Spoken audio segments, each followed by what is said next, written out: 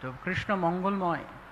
শ্রী ভক্তি সিদ্ধান্ত সরেশ ঠাকুর প্রভুপাদ বলতেন, মঙ্গলময়ের সবই মঙ্গল, এই কথা বিশ্বাস করার নামই কৃষ্ণ ভাবনামৃত। কৃষ্ণ যথার্থ কৃষ্ণ ভাবনামৃত হচ্ছে কৃষ্ণ কখনো কারোর অমঙ্গল করতে পারে না। আগুন অনেক সময় পুড়িয়ে দেয়, অনেক সময় না, আগুনের ধর্মই হচ্ছে পুড়িয়ে দেওয়া। কিন্তু আগুন যেমন পোড়ায়, কিন্তু আগুন যখন স্বর্ণকে পোড়ায় তখন আগুন, সেই আগুনই স্বর্ণ কতটা খাঁটি তা পরীক্ষা করার জন্য দরকার। তো ভগবান সবসময় যে সবার জীবনে শুধু রক্ষা করবেন আপাত দৃষ্টিতে দেখতে, এরকম নয়। কৃষ্ণ যদি কাউকে যুদ্ধেও আহ্বান করেন, তার আত্যন্তিক কল্যাণ কৃষ্ণ বিধান করবেন। তো যদিও হিরণ্যক্ষ তার প্রচণ্ড পরাক্রম নিয়ে যুদ্ধে বরাহদেবের সঙ্গে প্রতিদ্বন্দ্বিতায় নেমেছেন, কিন্তু হলে কি হবে? ভগবানের কাছে যেমন বলা আছে যে ভগবানের কাছে তা একদম সামান্য কিছু, কোনো ব্যাপার নয়। একটা ছোট শিশু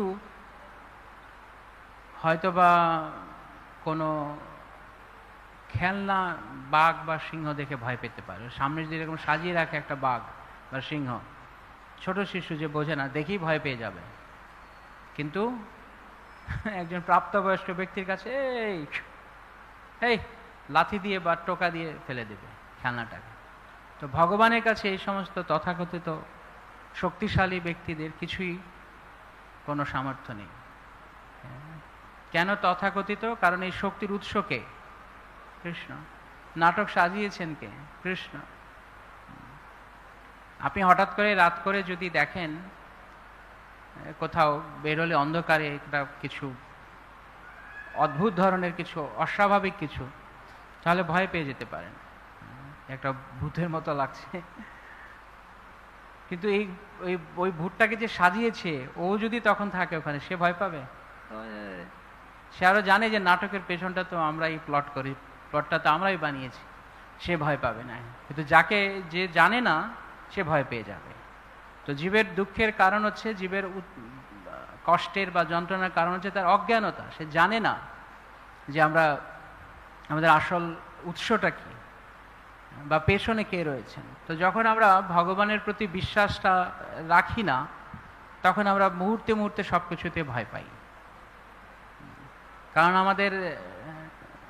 আমরা দেখি, খুব সামনে দেখি, আমরা খুব মানে কাছাকাছি কিছুকে দেখি, কি বলা যায় যে ইমিডিয়েট, মানে খুব কাছের কিছু রয়েছে এরকম, এবং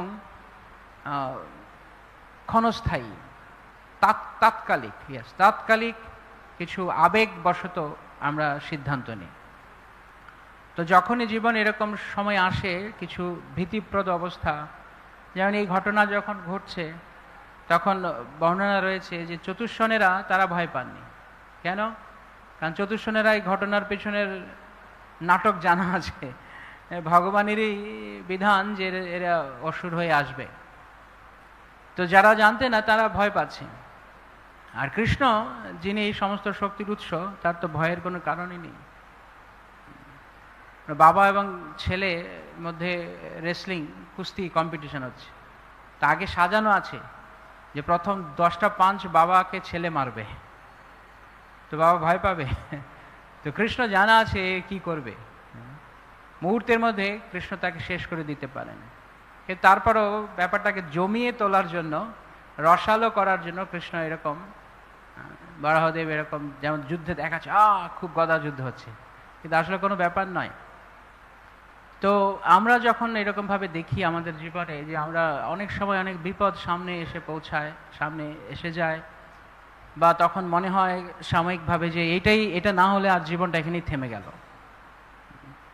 কিন্তু আমাদের কেন এটা হচ্ছে? কারণ এর পেছনে একজন আছেন, এই বড় চিত্রের পেছনে আরেকজন আছেন, এটা আমরা তখন বুঝি না।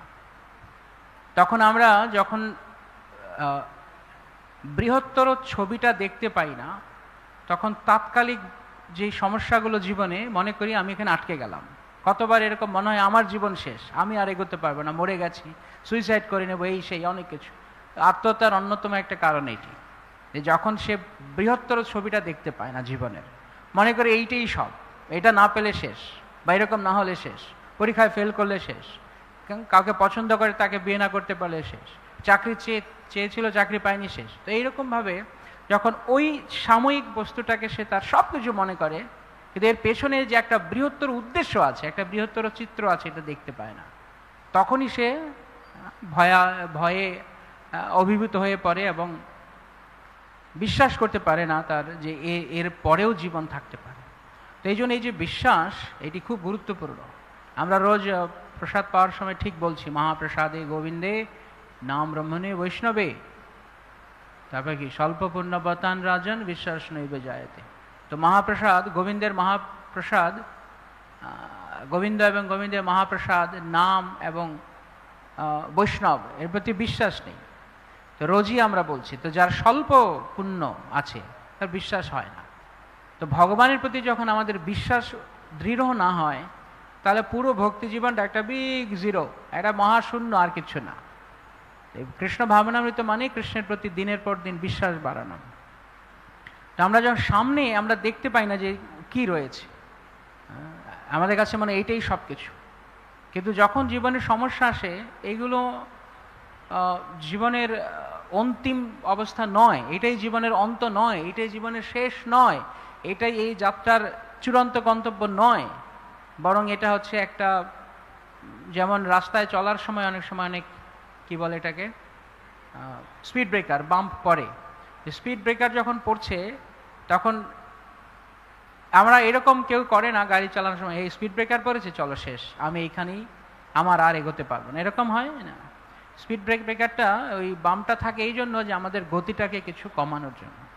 আমরা হয়তো বা অনেক সময় নিজের শক্তিতে শক্তিমান হয়ে মনে করছি, যদিও ভগবানের শক্তি না, আমি মনে করছি আমার বলে আমি বলিয়ান, তো আমি কাউকে পরোয়া করি না, আমার জীবন আমি এইরকমভাবেই চালাবো আমার মতো।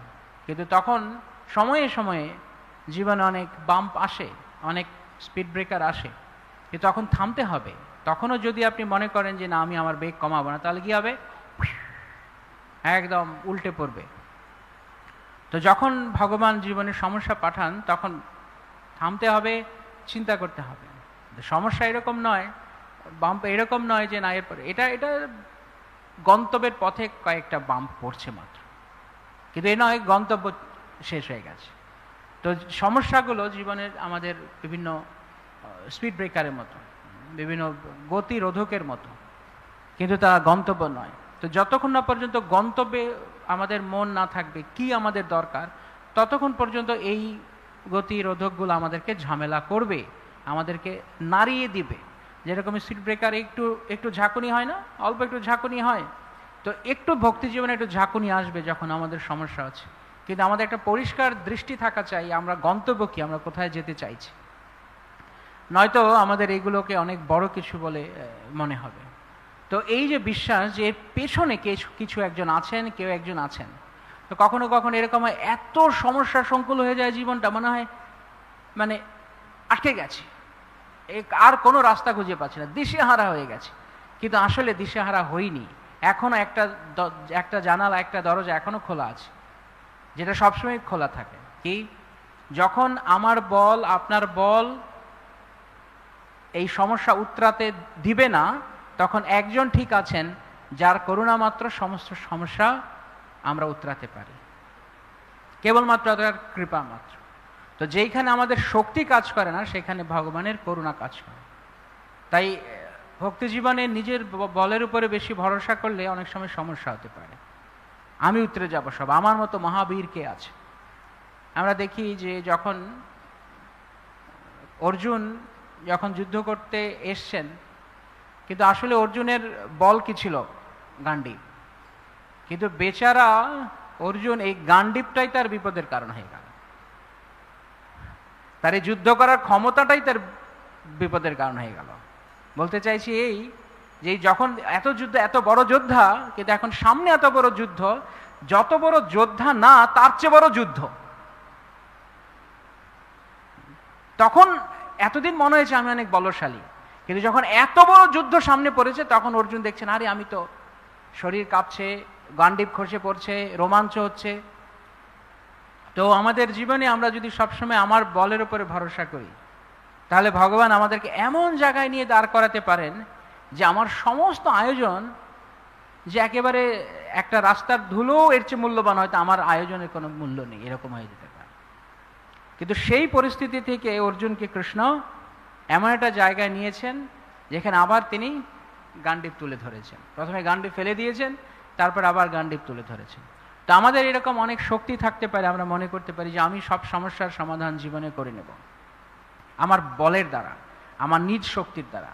কিন্তু না, ভক্ত মানে যিনি জীবনের প্রতিটি অবস্থাতে ভগবানের কৃপার উপরে নির্ভর করেন, শরণাগত ভগবানের কাছে। তো এই চেতনা কখন আসবে? যখন আমরা বিশ্বাস করি। প্রথম সবচাইতে শক্তিশালী বস্তু যেটি, এবং সবচাইতে প্রথমে এবং সবচেয়ে শক্তিশালী বস্তু যেটা আমাদের জীবনে দরকার, সেটা হচ্ছে বিশ্বাস, ভগবানের প্রতি শ্রদ্ধা। যদি শ্রদ্ধা না বাড়ে তাহলে লাভটা কি হলো?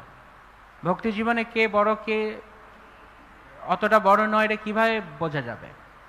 কারো পজিশন দেখে, দেখে কি পদ দেওয়া হয়েছে সেটা দেখে, না কতদিন আগে তার দীক্ষা হয়েছে, কতদিন আগে ইস্কনে সেই দেখে, না কতজন লোক তার ফ্যান ফলোয়ার সেটা দেখে, না কি দেখে বুঝবো আমরা যে কে ভক্তি জীবনে সত্যিকার অর্থে বাড়ছে কিনা, তার বর্ধন হচ্ছে কিনা ভক্তি জীবনে?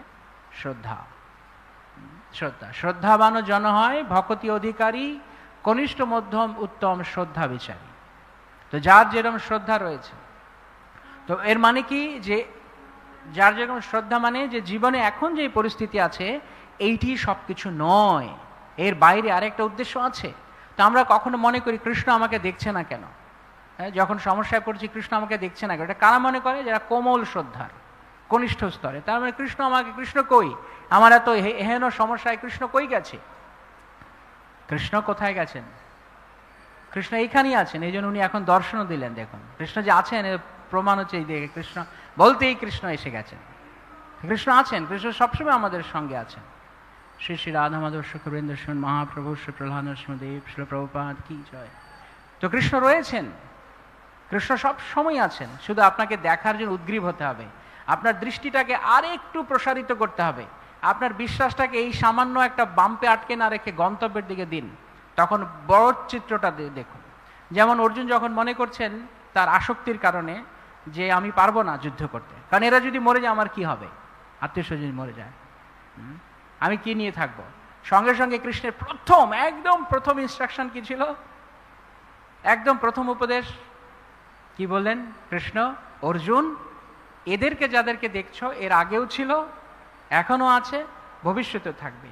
আমি আগেও ছিলাম, এখনো আছি, ভবিষ্যতে থাকবো। তুমি আগেও ছিলে, এখনো আছো, ভবিষ্যতে থাকবে।